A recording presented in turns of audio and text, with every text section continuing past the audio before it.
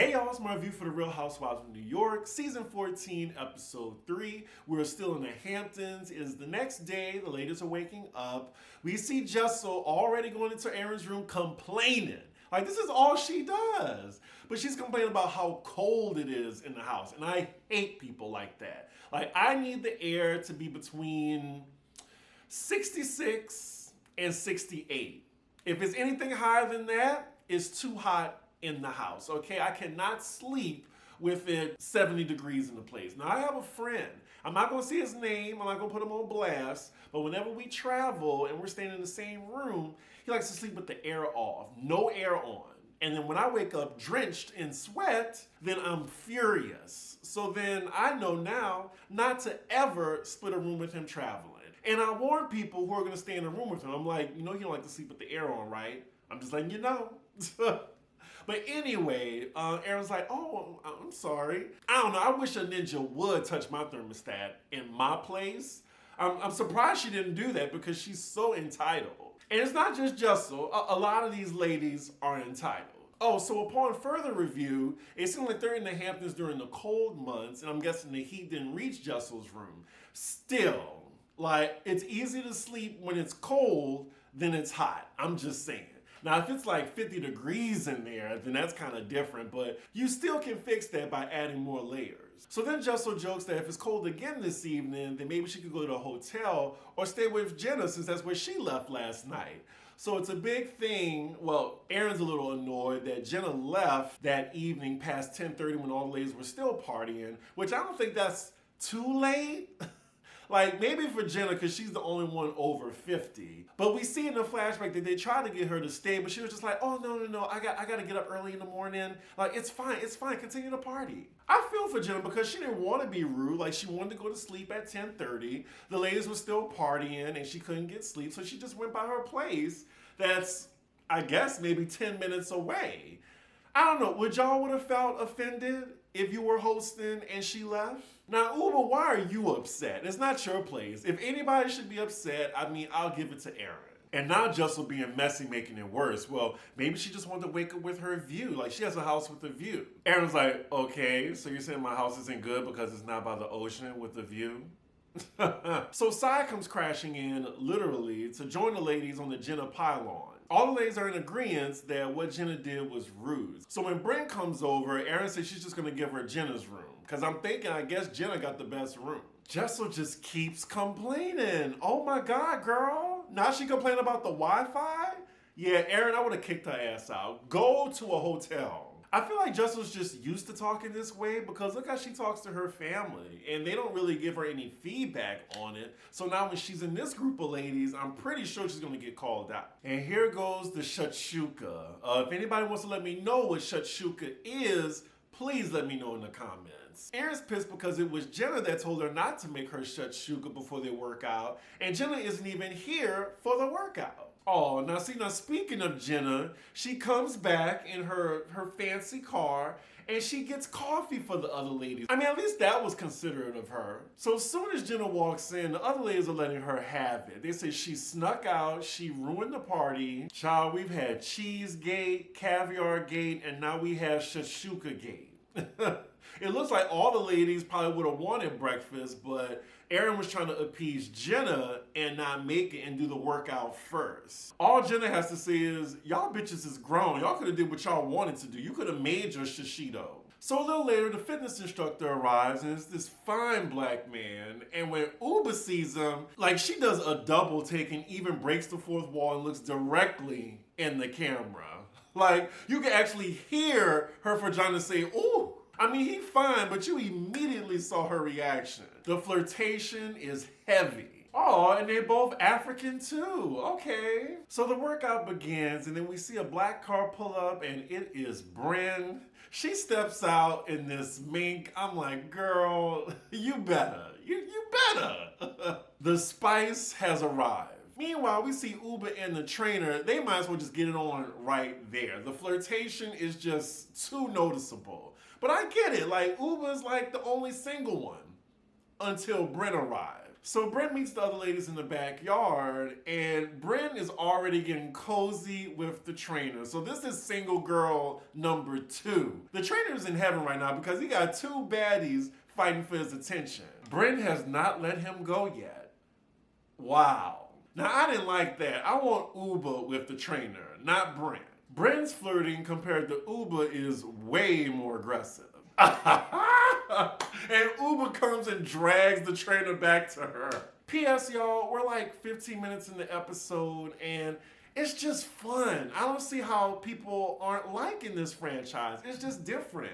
Like, we're getting to know the ladies and it's nothing malicious. They actually like each other. They recently did a photo shoot together. Like, I love this. Like, it's not like forced and it's like a Miami vibe, but in New York. Brynn, you're going a little bit overboard with the flirtation. He's like, oh, you're doing a good job. You want to do planks? She's like, no, I want to do you.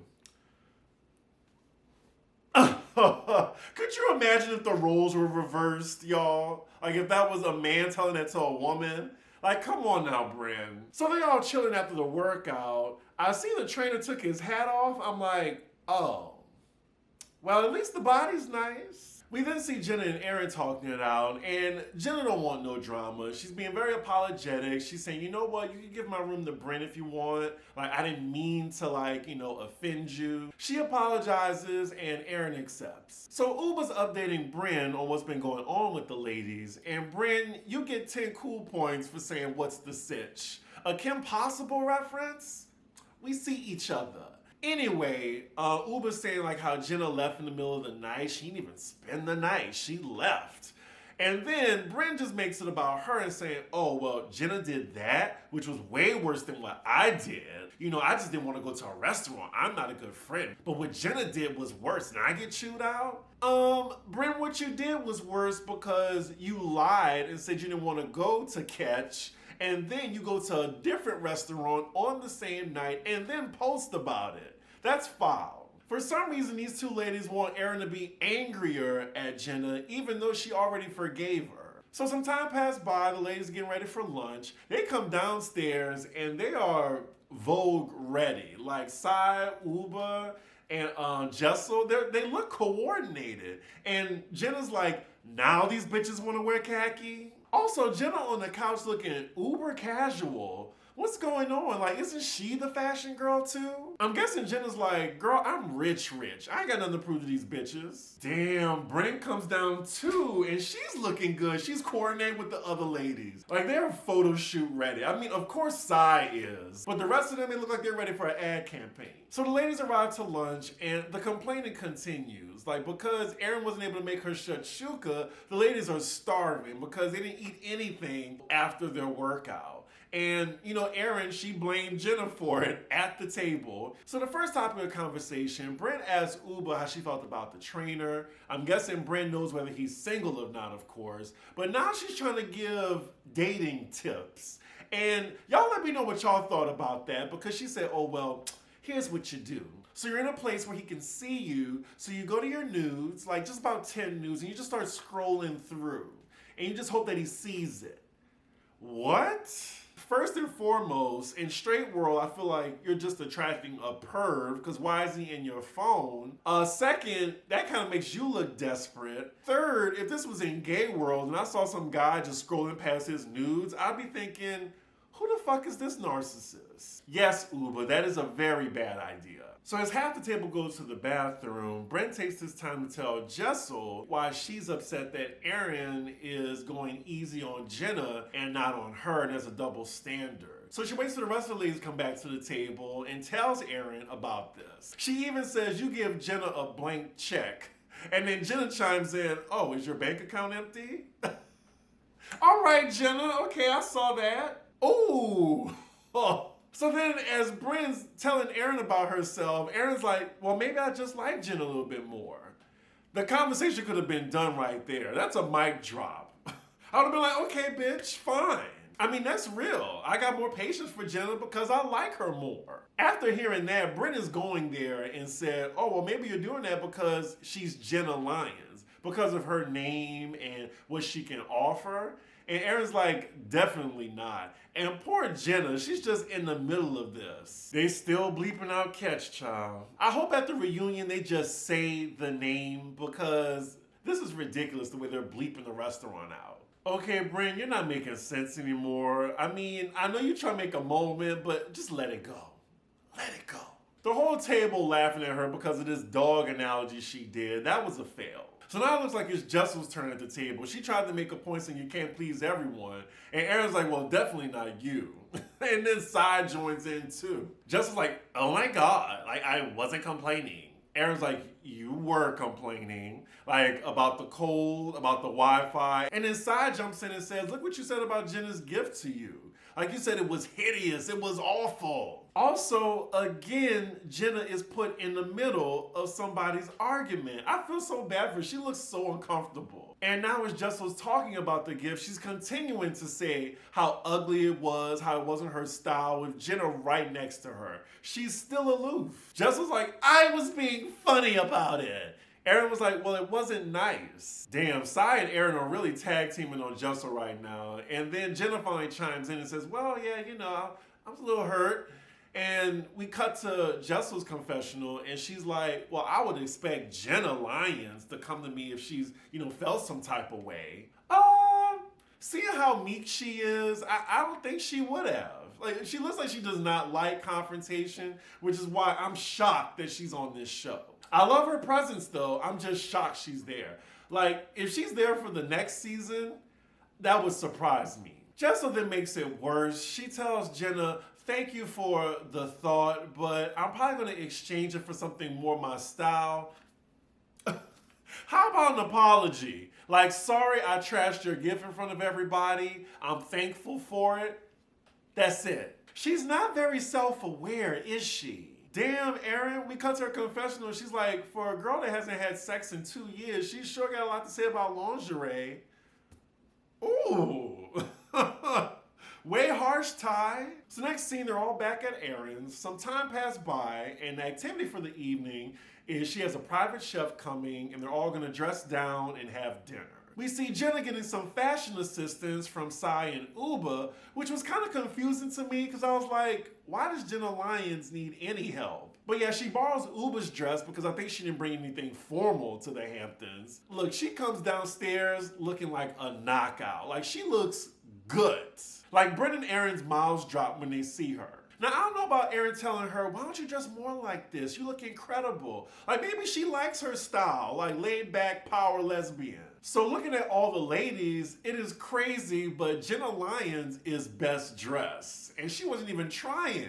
And then I would say second place is Sai, and then Uba after her. And what's great about Sai's look is she actually paired Jenna's lingerie gift with her outfit, and she looks great. So they're all having dinner, and I'm just noticing that Aaron really don't like to cook for these bitches. I mean, that's okay as long as you got a chef, you know, morning, noon, and night. And then we see Brynn being her usual inappropriate self, asking the chef to feed her sushi. So Aaron has the idea to play 2 truths and a lie with the other ladies. And this was actually a fun scene. And I took notes on the game because if we go one by one, we're gonna be here all day. So what was fascinating about Aaron's, she had sex in the senator's office. We cut to her confessional. She's trying to tell her husband the story. And he was like, honey, the kids are in the car. Sai, we found out that she loves to be choked out. And not to the point of passing out, just a light choke. And you know what? That's Chris's business. Never mind. We get to Brynn, and basically, she just likes to do reverse cowgirl. That's her favorite position. That's what we got from that. For Jenna, someone actually fell asleep on her during sex.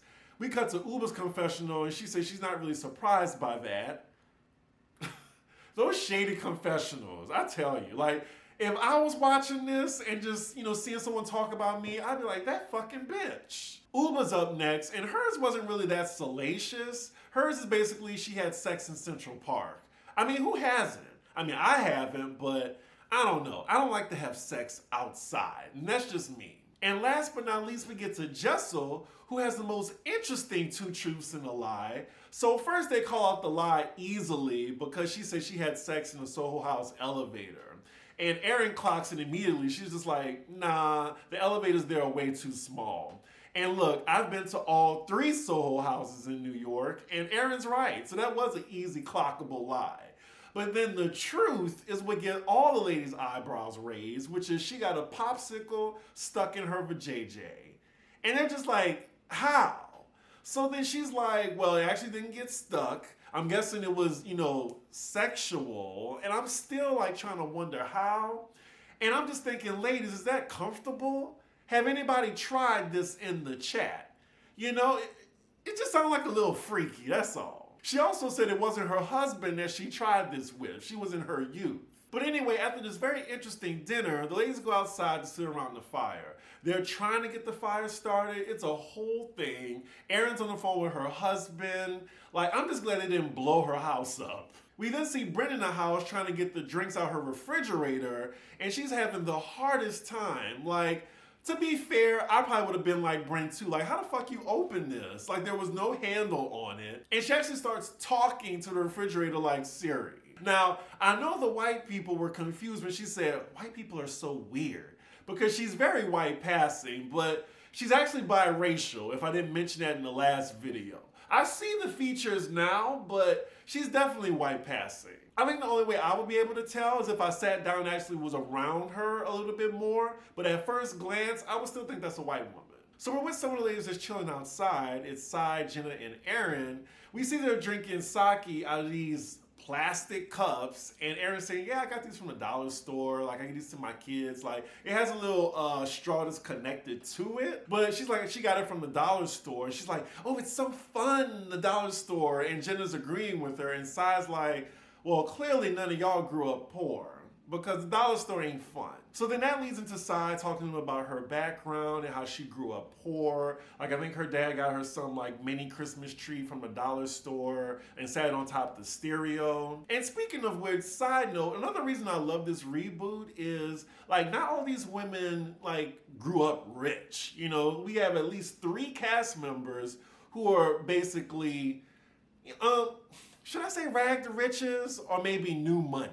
Anywho, it's endearing because the ladies are actually getting to know each other, they're actually friends, and I believe it. Whereas on other franchises, it seemed like the ladies just tolerate each other for a check. Sai's basically giving these ladies her life story, where she grew up, she was bullied a lot, she moved every 7 months, she moved out on her own at 16, and lived in Brooklyn ever since. Woo, child, she worked at Sears. As Sai's telling her story, Brynn chimes in because she can relate, because she also grew up poor. And she just says in her confessional how she just has this respect for Sai. And it sucks because they're not friends anymore in real life. So I can't wait to see what happened between the two of them.